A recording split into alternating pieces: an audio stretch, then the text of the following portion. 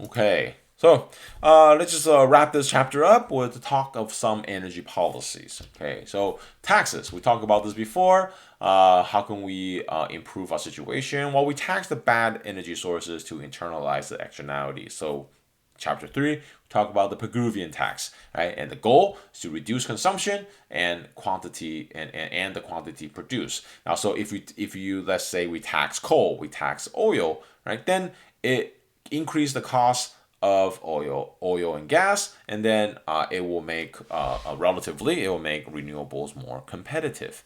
Okay. Now, one of the issue with that to think about again, not saying that we shouldn't have gasoline tax. I'm a big supporter of it, but it does matter, right? Who end up actually paying for it? Okay, so think back in 2018, there was the Yellow Vest movement, and the protest was largely on a new proposed gasoline tax. Right? The problem with gasoline is it is very inelastic in demand, and so when you increase the tax, the oil companies can simply pass those tax on to the consumers, right? And what type of consumers? Well, people who don't have a lot of flexibility, people who typically working class, lower income people who have to commute, who have no choice, right? And so that is one of the reasons that it led to the protest. All right, and second with subsidies. Now, subsidies is a pretty broad term. We support good energy that have positive, good energy source that has positive externality, like renewable energy. So we fund research, right? So your university, your state universities, all have funded research, right? And we give tax credits for people to install solar panels, and all the goal of all this is to make renewable energy sources cheaper and increase and therefore increase consumption of it. Okay. Third one is a feeding tariff.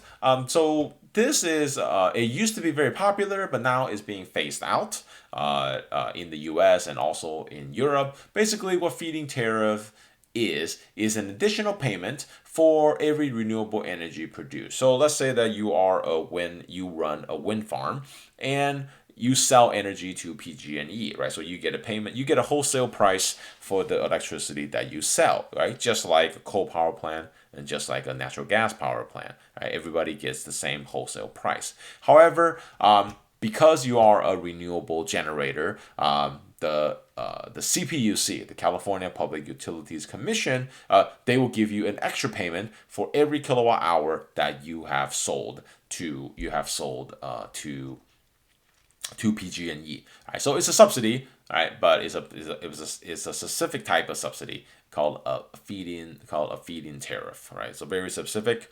It's very popular. I think, what I mean is very popular to my economists. Right? It's because there's a positive externality, and so you like to. So this is a very clear and simple policy.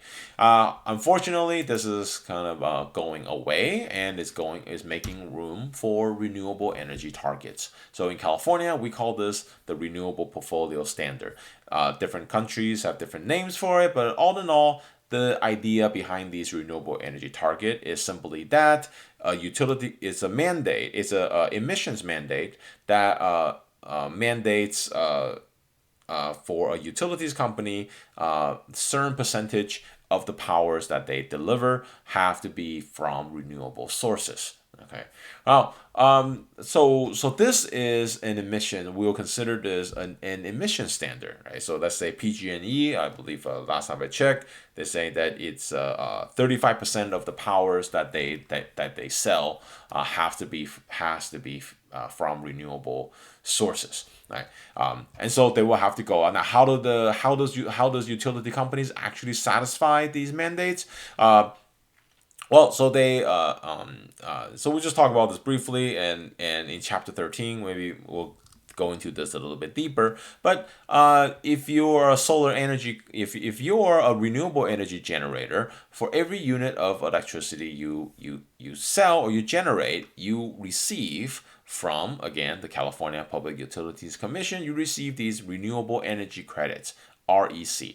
And so now, right, you have these RECs. What can you do with these RECs? You can sell them. Who buys them?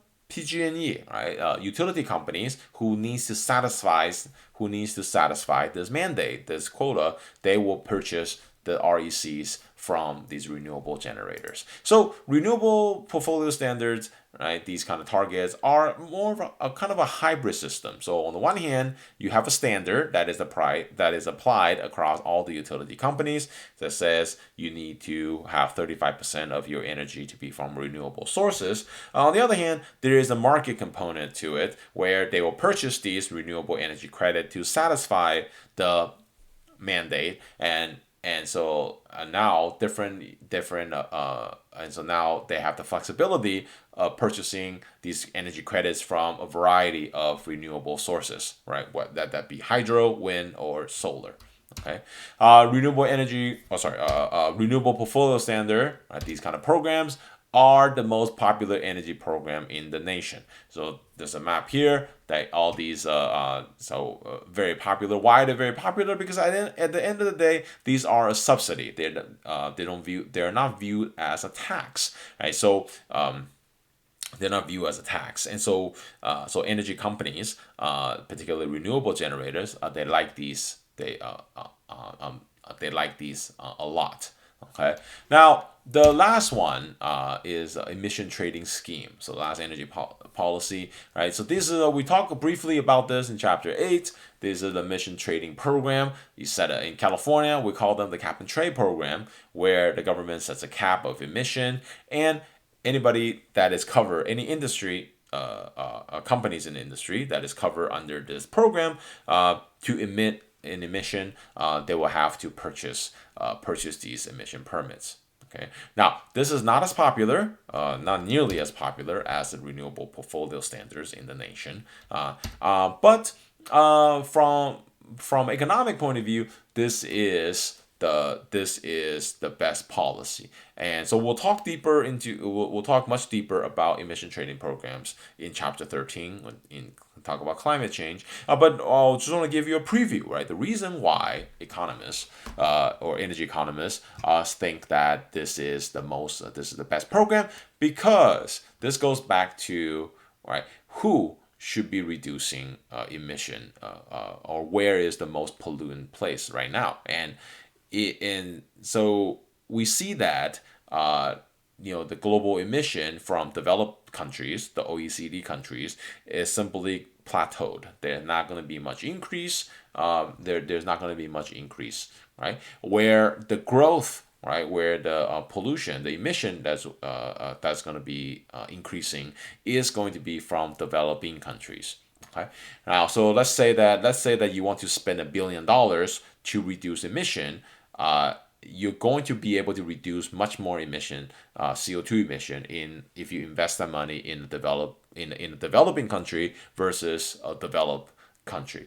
And an emission trading system allows us to do that. An emissions trading system allows us to shift, to take every dollar of investment that we have to reduce emission and put it in the most effective location. Right. So we'll dig deeper. We're gonna talk about these emission trading programs in details, right? Very soon in a few weeks.